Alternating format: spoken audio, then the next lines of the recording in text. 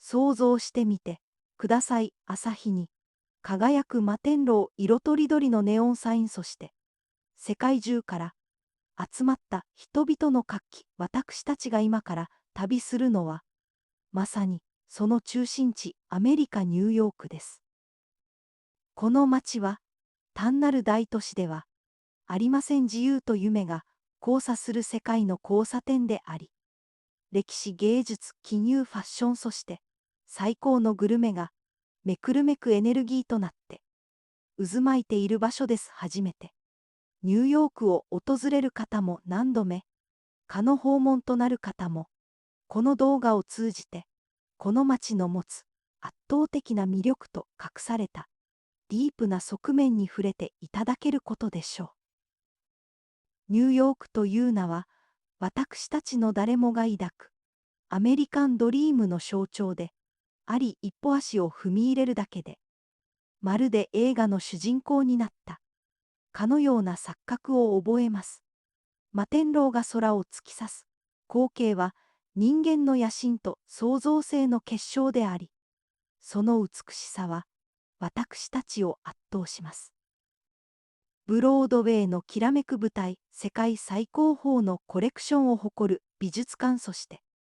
喧騒の中にある広大なオアシス、セントラルパーク。この街には一日たりとも飽きる瞬間がありません。私たちはこの動画で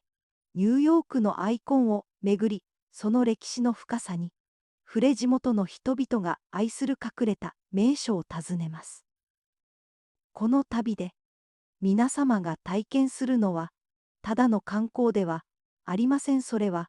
五感を刺激し、心を揺さぶる、まさに人生を変えるような経験です。私たちがまず目指すのは、この街の魂ともいえる場所、自由の女神と世界中から移民を受け入れてきたエリス島です。ニューヨークの旅は感動と発見に満ちています。しかし、この巨大な都市を効率的に、そして安全に旅するためには入念な準備が必要です。この動画の後半では、移動手段や宿泊、そして特に重要な現地のチップ文化といった実用情報も詳しくご紹介しますので、ぜひ最後までお付き合いください。これから始まるのは、私たち自身の好奇心と冒険心を解放する旅です。摩天楼の頂上から世界を見下ろし、歴史的な橋を渡り、古き良きニューヨークのエネルギーを感じましょう。この刺激的な体験が皆様の心に永遠に残る特別な記憶となることを願っています。さあ、荷物をまとめ、準備はよろしいでしょうか。世界で最もエキサイティングな場所、ニューヨークの旅へ今すぐ出発しましょう。この街のエネルギーがきっと私たちを次の目的地へと導いてくれるはずです。春の穏やかな陽気の中、セントラルパークを散策するのも良いでしょう。あるいは冬の寒空の下、ロックフェラーセンターの巨大なクリスマスツリーの明かりに心を温めるのも素敵です。どの季節に訪れてもニューヨークは常に新しい顔を見せてくれます。まずはニューヨークという都市の全体像を把握することから始めましょう。この街はハドソン川の河口に位置し、マンハッタン、ブルックリン、クイーンズ、ブロンクス、スタテンアイランドという5つの行政区、すなわち5ボロによって構成されています。観光客が主に訪れるのは中心地であるマンハッタン島です。マンハッタン島の地質は非常にユニークです。地下にマンハッタン片岩、アンハッタンシストという硬い岩盤が広がっているため、超高層ビルを建てる際の安定した基盤となっており、これが世界に類を見ない垂直的なスカイラインを生み出しました。気候は四季がはっきりしており、夏は高温多湿、冬は雪が降るほど冷え込みます。そのため観光に最適なのは、爽やかで過ごしやすい春4月から6月と晴れた日が、多く紅葉が美しい秋9月から10月です。特に秋は、セントラルパークの木々が色づき、散策に最高の季節を迎えます。ニューヨークの歴史は、オランダ植民地時代のニューアムステルダムに遡ります。その後1664年にイギリス領となり、ニューヨークと改名されました。独立後は短期間ですが、合衆国の最初の首都も務め19世紀から20世紀にかけては、世界中からの移民の玄関口として爆発的に成長しました。この移民の波こそが、ニューヨークの文化のルツボ・エルティノとしてのアイデンティティを確立しました。ローアー、マンハッタンのテネメント博物館では、当時の移民たちがどのように生活し、アメリカ社会に根付いていったのかを深く学ぶことができます。多様な文化が混じり合い金融、芸術、メディアの中心地へと発展していったのです。現代のニューヨークは、金融の中心地ウォール街、世界のトレンドをリードするファッション、そして夜明けまで活動が続くメディアの中心地として、そのエネルギーを絶えず放出しています。街のどこにいても、なんか新しいものが生まれ、誰かが夢を追っている。その熱狂的な雰囲気に包まれます。この街の文化で最も重要で、日本の皆様が特に注意すべき点は、チップ文化です。チップは単なる心遣いではなく、サービス業に携わる人々の賃金の一部として深く根付いています。レストランでの着席サービスでは、料金の 18% から20% を目安にチップを渡すのがマナーです。また、ニューヨークの人々は、歩くのが非常に早く効率を重視します。地下鉄の改札や歩道で立ち止まって地図を見る際は、道の端に寄るなど周囲の流れを遮らないよう配慮することが、スマートなニューヨーカーとしての第一歩です。食事に関しても、この多様性が最大限に発揮されています。世界中の料理が一つの町に集結しており、ミシュランの星を獲得した高級店から一皿数ドルで本格的な味が楽しめるフードカートまで、あらゆる選択肢があります。このようにニューヨークは文化、歴史、そして生活のペースにおいて日本とは大きく異なる側面を持っていますが、その違いこそが旅の醍醐味です。この街のエネルギーに身を任せ、新しい発見に心を躍らせてみましょう。そして、ニューヨークの夜は特別です。眠らない街の異名が示す通り、深夜であっても、地下鉄は、走り町の主要なエリアは、高々とネオンに照らされています。夜遅くまで、芸術や食事を楽しめるのは、この街が持つ大きな魅力の一つです。さて、この街の基礎知識を深めたところで、いよいよ主要な観光地を巡る旅へと移りましょう。まずは、この街の精神的な柱ともいえるランドマークからスタートです。自由の女神とエリス島。バッテリーパークからフェリーに乗船し、湾を進むにつれて女心臓が徐々に大きく姿を現す瞬間は、まさに感動的です。特に夜明けや夕暮れ時にフェリーに乗ると、女心臓のシルエットとマンハッタンの摩天楼が織りなす幻想的な景色を楽しむことができます。さらに、隣接するエリス島は、19世紀末から20世紀初頭にかけて、数百万人の移民がアメリカへの第一歩を踏み出した歴史的な場所です。当時の移民審査の様子を伝えるエリス島移民博物館は、ニューヨークというるつぼがどのように形成されたのかを肌で感じさせてくれます。追悼と希望の地。911メモリアルミュージアムワンワールドトレードセンター。かつてツインタワーが立っていた場所に設けられた2つの巨大なリフレクティングプールは、水が絶えずそこへと流れ落ちる構造になっており、その静かで厳粛な雰囲気は、訪れる人々に深い追悼の念を抱かせます。夜になるとプールの周りが美しくライトアップされ、昼間とはまた違った感動を与えてくれます。そして敷地内にそびえ立つのが西半球で最も高いビル、ワンワールドトレードセンターです。その最上階にあるワンワールド展望台からは、自由の女神やブルックリンブリッジを含めたマンハッタン全景と再建された街の力強い姿を一望することができます。ゴシック建築の傑作、ブルックリンブリッジ。この橋の木製の遊歩道を歩くことは、ニューヨーク観光のハイライトの一つと言えるでしょう。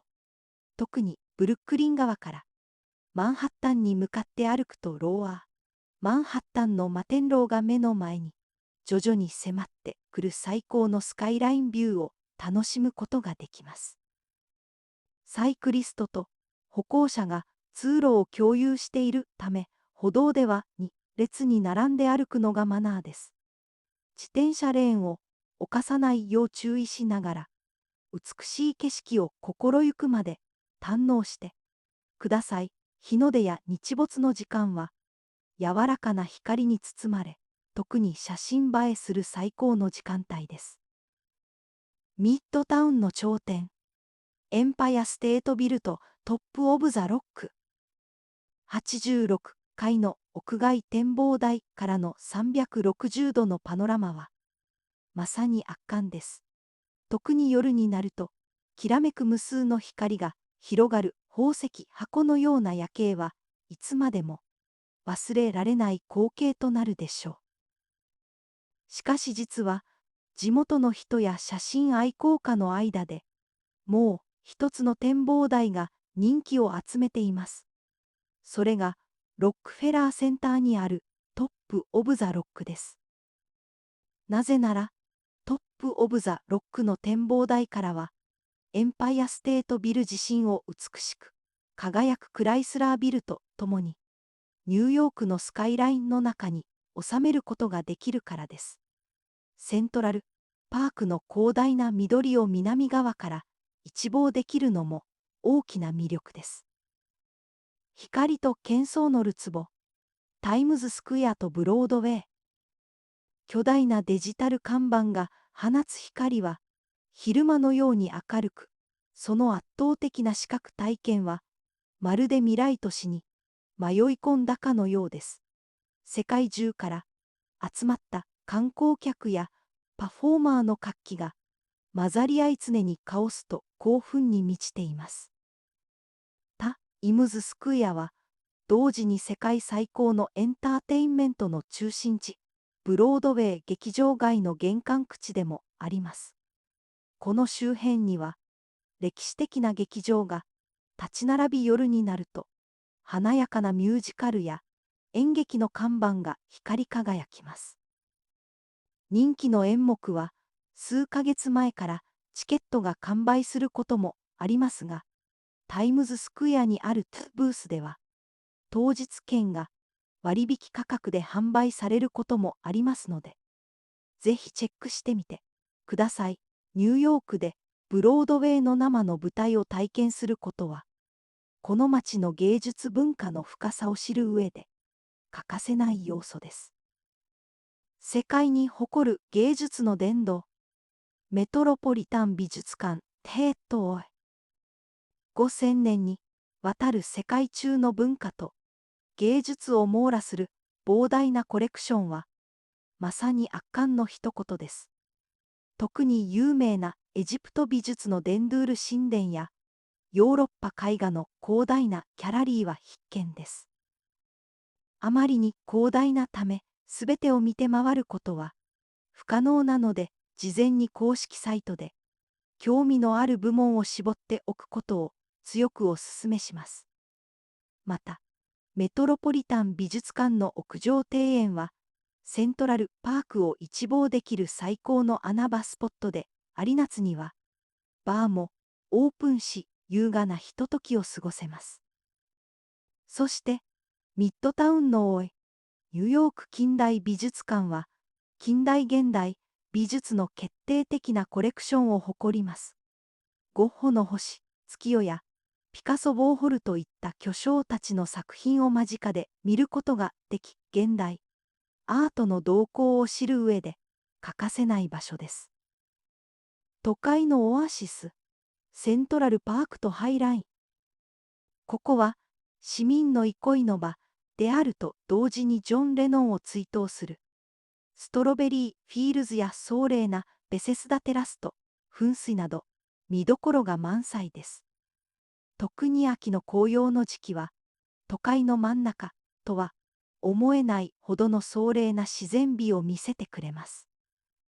セントラルパークがあまりに広大であるため、よりコンパクトで現代的な都市のオアシスとして人気を集めているのがマンハッタンのウェストサイドにあるハイラインです。かつて貨物列車が走っていた高架線路を再利用したこの線上の公園はチェルシー地区やミート・パッキング地区の上空を縫うように伸びています。ここでは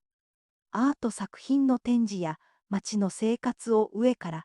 眺めるユニークな視点を楽しむことができます。ブルックリンの文化とウィリアムズバーグ。ここからはイーストリバー越しにマンハッタンのスカイラインを望むことができ、特に夜景は格別です。ブルックリンブリッジパークでピクニックを楽しんだり、この地区特有のブティックやカフェを巡ったりするのも良いでしょう。さらに若者やアーティストが多く集まるウィリアムズバーグはブルックリンの中でも最も活気のあるエリアの一つです。ここではインディペンデントなデザイナーズショップやユニークなストリートアート、そして最先端のカフェ文化を体験できます。歴史と記入の中心、ウォール街とチャージングブル。ここではニューヨーク証券取引所の堂々とした建物や初代大統領ジョージ・ワシントンが就任宣誓を行ったフェデラルホールといった歴史的な場所を巡ることができます。観光客に人気のチャージングブル像は、この街の持つ強気な経済の象徴です。さて、ここまではニューヨークの主要な観光スポットを巡ってきましたが、ここからはこの巨大都市を快適かつ安全に楽しむための実用情報をお届けします。まず交通手段です。ニューヨークを訪れる際、国際線の主要な玄関口となるのは、ジョン・ケネディ国際空港、ニューアーク・リバティ国際空港をニュージャージー州、そして、主に国内線が発着するラガーディア空港への3つです。マンハッタンへ最も効率的にアクセスするには、からは、エアトレインを利用してロングアイランド鉄道に乗り換えペンステーションまたは、グランドセントラル駅へ向かうルートがおすすめです。からは、ニュージャージートランジットの列車で、ペンステーションへ直行できます。タクシーやライドシェアも利用可能ですが、ミッドタウンの渋滞は、激しく時間とコストが読めない点に注意が必要です。そして、ニューヨーク市内の移動の用となるのがメトロポリタン・トランスポーテーション・オーソリティが運行する地下鉄です。地下鉄は、なんと24時間運行しており、タクシーよりも早く費用を抑えて広範囲を移動できる。まさに、この街の生命線です。運賃の支払いには、以前使われていたメトロカードに代わりを読むにという接触型決済システムが主流になりつつあります。これは手持ちの非接触対応クレジット、カードやスマートフォン決済を改札にかざすだけで乗車できる大変便利なシステムです。週22回乗車すると、それ以降はその週の運賃が無料になる運賃キャップ制度もあるため、観光で頻繁に利用する方にはとてもお得です。ただし、地下鉄は複雑な路線網を持っており、急行列車プレスと各駅停車お茶を間違えると目的地を通り過ぎてしまうため、乗車前にアプリで運行状況とルートを必ず確認しましょう。また、夜間や人通りの少ない駅では、安全のために十分な警戒を怠らないでください。次に宿泊についてです。初めての訪問であれば主要な観光地や交通アクセスに優れたミッドタウンが便利ですが、価格は最も高くなります。より静かで落ち着いた雰囲気を好む家族連れには、セントラルパークに近いアッパーウェストサイドがおすすめです。予算を抑えたい方、あるいはモダンなホテルを求める方には、クイーンズのロングアイランドシティアが注目されています。地下鉄でマンハッタンのミッドタウンまで1駅か2駅という近さでありながら、マンハッタン中心部に比べてホテル料金が抑えられています。さてお待ちかねのグルメ情報です。ニューヨークはまさに食のるつぼであり、食べたいものが何でも見つかりますが、ここでは特に試していただきたいローカルグルメをいくつかご紹介します。一つ目はやはりニューヨークスタイルピザです。薄い生地を折りたたんで食べるのが特徴で、ジョーズピザやアメリカ最古のピッツェリアと言われるロンバルディーズなど名店がたくさんあります。二つ目はベーグルです。特にスモークサーモンとクリームチーズを挟んだベーグル&ロックスはニューヨーカーの朝食の定番です。エッサベーグルやラスドターズは行列ができるほどの人気店です。そしてデリエリで味わう分厚いパストラミオンライサンドイッチも外せません。かつデリカテッセンはその巨大なボリュームと歴史で伝説的な存在です。また安くて美味しいストリートフードとしてミッドタウンのフードカートで売られているチキンオーバーライスハラル料理もぜひ試してみてください。食事の際最も意識していただきたいのが戦術したチップ文化です。着席してサービスを受けた場合、チップは最低でも 18% 満足のいくサービスであれば 20% を支払うのが慣例です。チップを支払わなかったり極端に少なかったりすると、サービスの不満の意思表示とみなされてしまうため、日本の感覚とは大きく異なります。お会計の際に請求書のスットタウ承継を見て、その金額28から20% を加算して支払うように準備しておきましょう。クレジットカードでの支払い時にはレシートにチップの額と合計額を自分で記入する欄がありますので、落ち着いて対応してください。ショッピングにおいては世界最高峰のラグジュアリーブランドが集まる番街が有名です。また双方地区は石畳の通りに沿ってハイエンドなデザイナーブティックや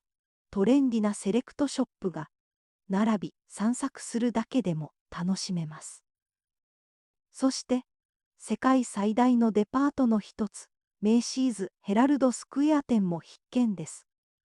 この歴史ある巨大なデパートではあらゆる商品が手に入りますが、日本のデパートとは異なり、顧客サービスがよりカジュアルでセルフサービス的な要素が多いことを理解しておきましょう。ニューヨークは一般的に安全な大都市ですが、観光客が集まる場所では、すりや置き引きに注意が必要です。特にタイムズスクエアや地下鉄の車内人混みの中では、リュックサックを前に抱えるなど貴重品は肌身離さず管理してください。また夜間に一人で人通りの少ない公園などを歩くのは避けるべきです。万が一緊急事態が発生した場合は、警察・消防・救急車共通の緊急ダイヤル911に電話してください。日本とは異なり、救急車も有料となることが多いため、必ず海外旅行保険に加入しておくことが安心して旅をするための大前提となります。最後に、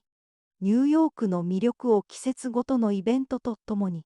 振り返りましょう。春は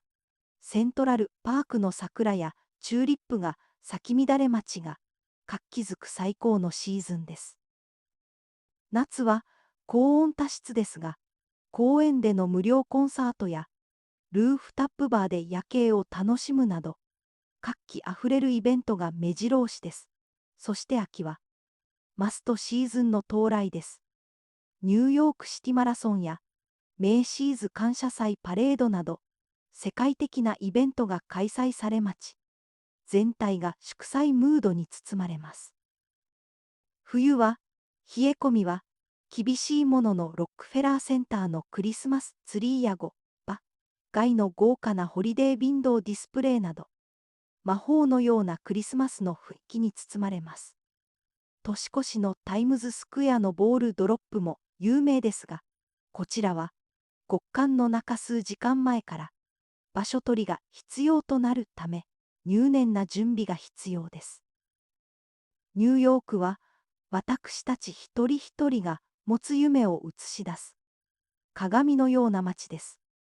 この街の巨大なスケール尽きることのないエネルギー、そして多様な文化は訪れるすべての人にインスピレーションと勇気を与えてくれます。この動画が皆様のニューヨーク旅行の計画を立てる上での羅針盤となり、皆様が抱く夢の旅が最高の形で実現することを心から願っています。さあ、この眠らない街へ、皆様だけの物語を描きに出かけましょう。最後に重要なお知らせがあります。この動画は、旅行情報の提供及びエンターテインメントを目的として作成されておりに、1026-1-3時点での情報に基づいています。観光地の営業時間、料金、アクセス方法などは変更される可能性がありますので、実際に訪問される際は、最新情報を必ずご確認ください。また、この動画で使用されている画像の多くは、技術によって生成されたものであり、実際の風景や施設と